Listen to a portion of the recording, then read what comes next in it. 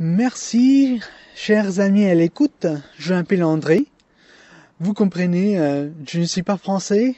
Je suis né en Espagne, mais j'habite en Angleterre et la plupart des versets que je mémorise, je le fais en espagnol et en anglais. De façon que dans cet enregistrement que vous allez écouter, vous allez noter cela. Il y a quelques petites erreurs.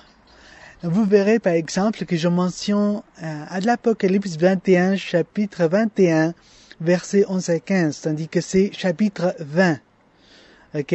Ça c'est à cause du fait que je suis complètement aveugle et je ne suis pas en train de lire des notes. Ok? Alors, veuillez avoir un peu de la patience avec cela. Pareillement avec l'exemple de Acte 4.12.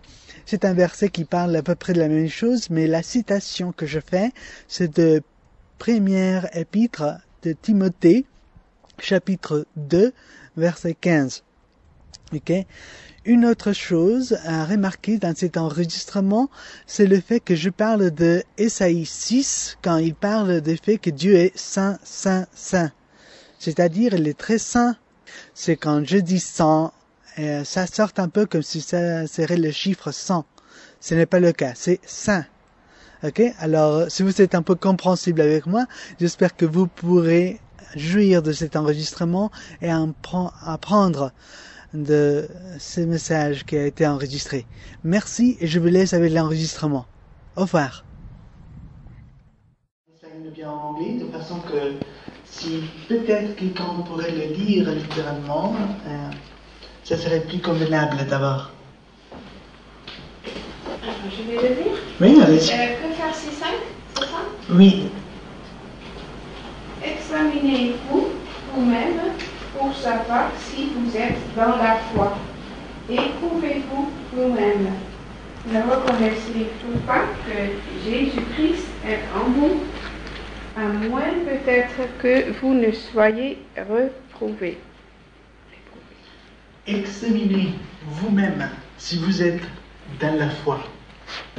Ce verset cache une vérité incroyable. Est-ce que nous sommes vraiment dans la foi? Pourquoi je demande cela dans un contexte comme celui-ci? Vous savez que ici, assis à l'église, nous avons tous l'air d'être assez bons. Ok? Mais si je demande qu'est-ce qui arrive quand personne n'est en train de regarder, et moi je ne suis pas mieux, hein? Nous sommes tous pécheurs. La Bible le déclare, Romains 3.23, tous sont pécheurs, personne n'a le droit d'aller au ciel. Ok, et des gens ne pensent pas à cela. Ils continuent, comme d'habitude, ignorant tous ces avertissements de la part du Seigneur dans sa parole. Certains ont une petite compréhension, mais sont des compréhensions erronées. Les anciens Grecs, par exemple, plaçaient un peu de l'argent dans la bouche de quelqu'un qui était décédé pour qu'il puisse payer l'aller au séjour des morts. D'autres tuaient les animaux qui appartenaient à la personne pendant qu'elle était vivante pour qu'il puisse encore jouir de ces bêtes dans l'autre vie. Certains, maintenant, nous avons par exemple les athées qui pensent qu'une fois qu'on meurt, l'âme disparaît. C'est comme le corps. Boum, c'est parti, on ne revient pas. On voit beaucoup des idées, aucune basée sur la vérité, la parole de Dieu.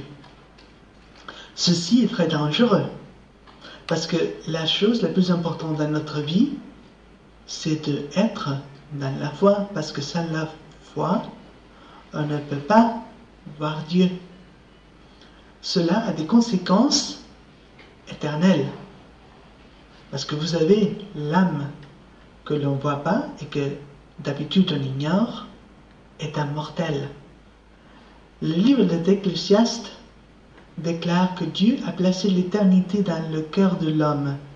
Quand l'hébreu parle de cœur, il parle de l'âme, la partie invisible. Vous avez le corps, ce que vous regardez dans le miroir, mais Dieu a placé l'éternité dans le cœur. Alors, cela, c'est ce qui est important. Et pourquoi est-ce que c'est tellement important? Pourquoi est-ce que je parle de ça? Parce que j'ai trouvé cela le sujet le plus important dans ma propre vie à moi depuis que je suis tombé dans le coma. J'ai été renversé par une voiture à 2 reprises. J'ai passé par 2 méningites, plusieurs opérations. Il ne faut pas donner la liste ici, mais j'aurais dû être mort à plusieurs reprises. Et quand on se trouve dans ces circonstances-là, il n'y a aucune autre chose qui compte. Ceci, c'est ce qui est important. Tout d'un coup, ayant ignoré tout ceci pendant des années, tu t'es mis à penser, où est-ce que je vais passer l'éternité? Est-ce que je vais être dans l'enfer? Ou est-ce que je vais être au ciel avec Dieu? Parce que la Bible ne parle pas de purgatoire ou quoi que ce soit. Ça a été inventé dans l'année 600, un demi-siècle après la fermeture du canon biblique, après avoir arrêté d'écrire ce que nous avons dans nos Bibles aujourd'hui. Alors, ça c'est très important, parce que d'habitude les gens ne voient pas l'âme, ils ignorent, ils ne sont pas encore morts, et ils ignorent ce sujet-là. Mais c'est très insensé d'agir de la sorte. Pourquoi? Parce que nous savons que chaque personne vivante encore aujourd'hui va mourir un jour. 1 sur 1 vont mourir, c'est un 100%. Le pourcentage est assez certain et vrai. Alors le fait d'ignorer ce sujet-ci a des implications, comme je dis, qui sont trop lourdes, trop chères à payer si l'on ignore. Alors on va penser un peu à ce sujet-ci du côté biblique. On ne va pas penser à des histoires inventées par l'homme. On va voir qu'est-ce que dit la Bible par rapport à ce sujet-là. Vous savez, il y a dans la Bible plusieurs sujets à traiter, mais le plus important, c'est la gloire de Dieu et le salut des hommes. Nous savons tous que nous sommes pécheurs. Si nous sommes honnêtes avec nous-mêmes, nous savons que nous ne sommes pas parfaits. Nous savons que nous avons tous péché. Cela veut dire que nous avons tous fait quelque chose qui offende Dieu. Dieu est saint. Et pas uniquement saint, nous avons chanté très saint. Mais très saint, ce n'est pas quelque chose de tellement vrai. Si on regarde le livre d'Ésaïe au chapitre 6, il dit « Saint, saint, saint, le Dieu des armées ». Et vous savez, dans l'hébreu, il n'y a pas de superlatif. On ne peut pas dire « bon, mieux, le meilleur ». Alors la façon d'obtenir le résultat, ce qu'il faut en hébreu, c'est répéter le même mot 3 fois. Alors quand on dit « saint, saint, saint », ça veut dire qu'on ne peut pas aller plus saint que ça. Dieu est tellement pulcre, tellement pur, tellement quelque chose d'autre, écarté du péché, que les prophètes ont dit « tes yeux sont trop saints pour pouvoir regarder le péché ». Ça, c'est le problème. Le problème, ce n'est pas le péché en soi, parce que nous sommes pécheurs et nous aimons pécher, nous avons une nature pécheuse. Le problème, c'est que nous avons offensé Dieu. Et ça nous sépare de quelqu'un qui est tellement saint. Nous ne pouvons pas avoir le mensonge dans notre tête que nous sommes bien et bon, j'arriverai au ciel par mes forces, par mes bienfaits, par mes rites, mes cérémonies, ma religion, quoi que ce soit. La Bible déclare qu'il n'y a qu'un seul sauveur. Du grec soter, nous avons la doctrine de sotérologie. C'est la doctrine qui déclare qu'il n'y a qu'un seul médiateur entre Dieu et les hommes, c'est Jésus-Christ l'homme. C'est dans le livre d'Actes, chapitre 4, verset 12. C'est ça ce qui sauve. Le fait d'avoir des pensées que nous pouvons y achever des trucs pour Dieu, c'est un mensonge. Nous avons tous besoin d'un sauveur et nous n'avons qu'une seule vie pour pouvoir être sauvés. Nous n'avons pas la réincarnation ou quoi que ce soit. Ok? Ça n'existe pas. Hébreux 9, 27 déclare « Il est établi que l'homme va mourir une seule fois, mais après cela, le jugement. Il faut être prêt pour ce jugement, n'est-ce pas? Ou voulez-vous y arriver sans connaître la vérité? Et si Dieu nous donne la grâce d'être encore vivants pendant qu'on écoute ce message-là, qu'on comprend la vérité, nous avons l'opportunité d'agir pendant qu'il y a encore de temps. Comme Pierre déclare dans une de ses épîtres, je suis en train de les donner de temps pour qu'ils puissent se repentir. Parce que le salut n'est pas tout simplement prier une petite prière. Après continuer comme si rien s'est passé, et voilà, je suis sauvé. Le salut est quelque chose de plus grand que cela. Et c'est ça ce qui compte. Ce n'est pas le jour que je suis né, le jour que je mourrai, le jour que je me suis marié qui est important. C'est est-ce que je suis en Dieu? Parce que mon opinion à moi, par rapport à moi-même, ne compte pour rien. Ce qui compte, c'est ce que le Seigneur connaît. Parce que lui, il voit tout. Il regarde même l'âme, l'intérieur, celui que nous ne voyons pas. Et il sait que notre âme est sale. Et quand je dis, il est tellement saint, il ne peut pas être à côté des pécheurs. C'est pourquoi c'est tellement surprenant que je suis venu sur la terre. Que l'amour tellement grand, n'est-ce pas? Il a décidé de venir ici, sans, pour être parmi des pécheurs. Payer le prix qui demande la justice divine pour le péché à notre place, pour que ceux qui croient en lui, ceux qui placent leur confiance en lui, peuvent être sauvés. C'est incroyable. Ça, c'est le message de la Bible. Pour que ceux qui sont sauvés puissent partager l'éternité avec Dieu, le glorifier. C'est incroyable, c'est tout grâce à lui, rien à cause que nous faisons nous-mêmes. Alors, considérez, est-ce que vous êtes dans la foi?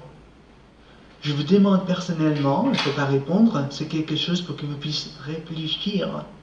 Vous puissiez réfléchir vous-même. Parce que rappelez-vous, nous pouvons tromper nous-mêmes. Mais personne ne se moque de Dieu, comme le déclare Galate. Ça, c'est très intéressant. Parce qu'il y a un autre verset, si vous voulez le chercher. Ça se trouve à Matthieu, chapitre 7, verset 21.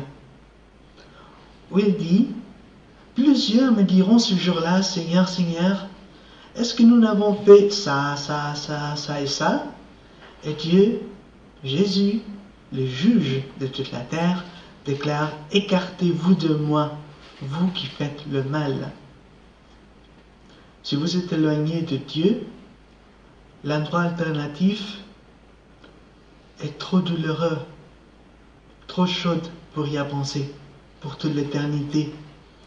Il y a toute l'éternité à purger nos péchés, sans pouvoir y sortir. Pourquoi je pense à ce verset-là? Parce que le premier mot dit plusieurs. Plusieurs, cela veut dire qu'il y a un grand nombre de personnes qui disent Seigneur, Seigneur, des gens qui pensent être sauvés, des gens qui sont même chrétiens, mais qui ne le sont pas. Ils vont dans l'église, ils chantent, ils font tout. Tandis que le sujet, c'est que au moment du jugement dernier, ils se rendent compte qu'ils n'étaient pas au bon endroit, pas en paix avec Dieu. Ils étaient à l'aise dans leur péché. Et moi, je ne suis pas mis non plus. Parce qu'à l'église, comme je disais, on peut être très bon, assis, très bien porté. Voilà. Le Seigneur regarde. Qu'est-ce qu'il y a dans cette vidéo? Ce magazine que vous aviez caché dans l'étagère. Qu'est-ce qu'il y a là? Quand personne regarde, est-ce que Dieu est aveugle? Non. Il voit. Et il connaît la vérité. Et si vous êtes honnête avec vous-même, vous la connaissez vous-même aussi. Jésus a été appelé Jésus, que nous avons lu il y a quelques jours pendant Noël, à cause du fait qu'il allait délivrer son peuple de son péché. Est-il votre sauveur? Ou bien vous désirez tout simplement de ne pas aller en enfer et vous voulez garder le péché et avoir Jésus comme sauveur et pas comme Seigneur? Ça, c'est une question très importante parce que la conséquence, comme j'ai dit, c'est éternel. Et comme nous avons lu tout simplement il y a quelques instants, Matthieu déclare une analyse que beaucoup de monde ignore. Beaucoup de monde sont en train d'agir de la sorte sans se rendre compte. Le Seigneur connaît la vérité. Nous pouvons nous tromper nous-mêmes. Je demande encore, est-ce que le Seigneur vous a délivré de votre péché? C'est vrai que nous ne sommes pas sans comme le Seigneur. Si nous lui demandons pardon de notre péché et nous nous repentons, c'est-à-dire nous décidons de nous écarter, c'est comme Paul, chapitre 7 de Romains. Malheur à moi qui me rescapera de ce corps de mort. Je ne veux pas faire ce que je fais, et ce que je veux faire, je ne le fais pas. Malheur à moi. Mais là, il y a une petite différence. Il ne veut pas pécher. Il lutte contre le péché. Ce n'est pas quelqu'un qui est à l'aise avec le péché. Il est sauvé, il tombe. On demande pardon au Seigneur, on se relève, on continue. Est-ce que vous vous trouvez dans ce groupe-là? Est-ce que vous connaissez Jésus comme votre sauveur et comme votre Seigneur? Est-ce que vous lisez la Bible? Est-ce que vous l'obéissez? Parce que rappelez-vous, il est aussi écrit, il ne faut pas être un lecteur uniquement. Ce n'est pas celui qui lit ou qui écoute la parole, mais celui qui la met en pratique, qui est un vrai disciple du Seigneur. Ok? Veuillez noter que cela veut dire que ce n'est pas le fait d'avoir une Bible sur l'étagère ou dans ma poche qui est important. Même le fait de la lire n'est pas important non plus. Est-ce que je la mets en pratique? Le Seigneur connaît la vérité. Rien ne se cache aux yeux du Seigneur. Vous savez, à l'Apocalypse, le Seigneur, chapitre 1, est en train de passer par les diverses lampes. Il est décrit d'une façon surprenante. Jésus, dans sa gloire, et les cieux sont une flamme. La lumière, il regarde tout. Vous savez que quand le paralytique avait été descendu du plafond par ses amis pour qu'il puisse être guéri, Jésus a regardé un homme, il a regardé la foi de ce monsieur. Personne ne voit ça, hein? La foi est invisible. La certitude, c'est ce que nous ne voyons pas, comme dit Hébreux, chapitre 11. Mais Jésus a vu la foi de ce monsieur. Il connaît la vérité. Il connaît la vérité dans mon cas, dans votre cas. C'est incroyable, il connaît tout. C'est une des caractéristiques non transmissibles de Dieu. Il connaît tout. Alors, il faut se réveiller pendant que nous avons cette vie-ci. Parce qu'après, c'est trop tard. Si vous voulez chercher dans votre Bible, il y a un autre passage. Nous avons parlé de la doctrine de sotérologie et la repentance, s'écarter du péché pour être sauvé par le Seigneur, pas uniquement par le Sauveur. Okay? Il y a une autre section de la parole que j'aimerais bien considérer, et ça serait l'Apocalypse, chapitre 21, versets 11 et 15. Chapitre 21 d'Apocalypse, versets 11 et 15. Il y a deux jugements de façon individuelle. Okay? Vous savez, le jugement des nations pendant le millénium, etc. Mais je parle de façon personnelle. Je parle à chacun de vous. Ceci, c'est personnel. Okay? Il y a deux jugements. Si nous en croyons, il y a le jugement binacide. Comment? Non. D'accord. Il y a le jugement dans lequel on décide quelle est la récompense de ceux qui ont cru en Jésus comme Seigneur et Sauveur. Okay? De l'autre côté, il y a ce jugement-ci appelé le jugement du grand tronc blanc. Ça, c'est le jugement pour les non-croyants, ou même ceux qui pensaient être croyants sans l'être. Nous avons parlé de Matthieu 7, 21. Ça s'est placé ici, chronologiquement. Je vais le dire, je ne peux pas le lire, alors je vais faire la meilleure traduction que je peux, avec ma mémoire uniquement. Mais j'ai regardé le grand tronc blanc, celui qui était assis. Il y avait tous les morts devant lui, les grands, les petits, c'est-à-dire, ça peut être les importants, les non importants. Vous pouvez être âgé, vous pouvez être jeune, tous sont devant le trône. Et les livres sont ouverts. Les livres, ce sont tous les registres de tout ce que nous avons fait, pensé, dit pendant notre vie. Et les morts étaient jugés. Il ne dit pas que les morts étaient pardonnés. La possibilité de pardonner, c'est pendant cette vie-ci. Pas là-bas, là-bas c'est trop tard. Vous avez eu l'opportunité pendant que vous étiez en vie. Non, il dit, les morts étaient jugés à cause de ce qu'ils avaient fait. Il y avait un autre livre qui avait été ouvert, le livre de vie. Ceux qui sont sauvés sont écrits dans ce livre-là. Tandis que dans ce jugement, les gens peuvent regarder là-dedans, leur nom n'est pas là. Jugé à 2 reprises. Vous n'êtes pas sauvés et vous êtes jugés à cause de votre péché. Ensuite, il déclare que le séjour des morts va rendre les morts. La mort et le séjour des morts rendent leur mort. La mort, c'est l'état. Ils sont morts. Ils ne sont pas vivants. C'est une déclaration de statut tout simplement. Le séjour de mort. Là, il faut faire attention. Parce que des fois, on ne comprend pas ce que ça veut dire. Vous savez, quand vous êtes en vie, vous êtes sur terre, sur la création de Dieu. Quand vous mourrez, le corps est bien incinéré, bien enterré, tandis que l'âme que nous avions vue, elle est immortelle. Elle va au séjour de mort. Ça, c'est un endroit différent que l'on ignore parce que c'est invisible. Comme j'ai dit, l'âme est invisible. Ok? Ça, c'est un nom en grec, Hadès. Hadès, c'est le séjour de mort, c'est l'avant-salle avant le jugement. Ce n'est pas l'enfer. Ok? L'enfer, ça provient du grec Gehenna. Ok? En hébreu, c'est la même chose. Nous avons Sheol pour l'Hadès, ou bien le séjour de mort. Vous avez sinon Tophet. Tophet, en Isaïe 30-33, okay, ça veut dire le lac de feu.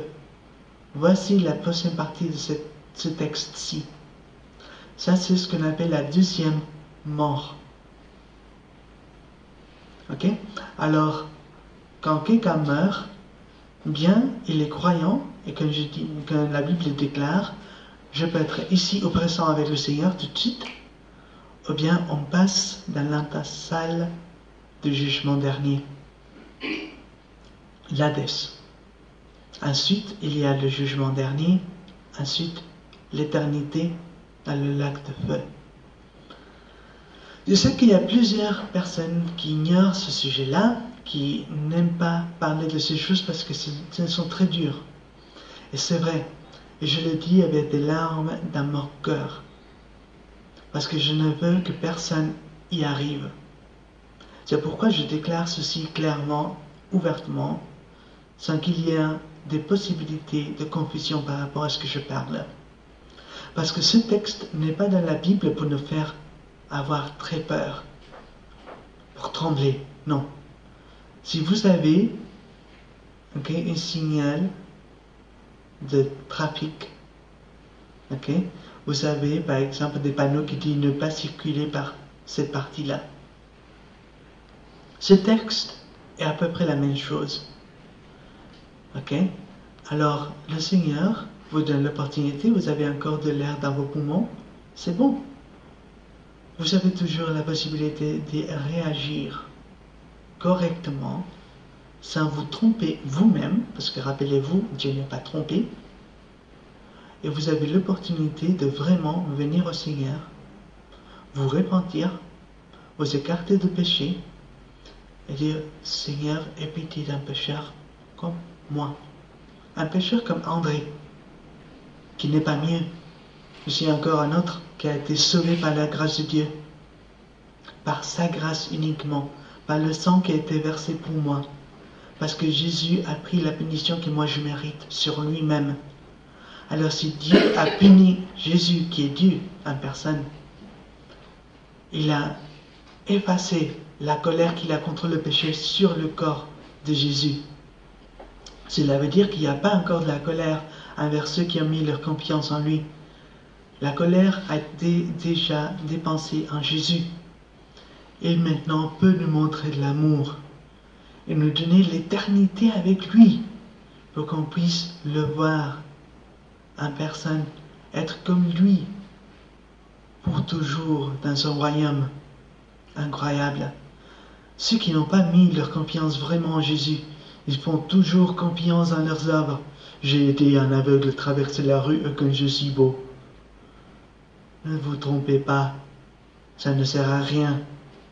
Si vous avez commis une seule faute, si vous avez commis un seul péché, qu'il soit visible ou bien non visible, le Seigneur sait que vous êtes un pécheur.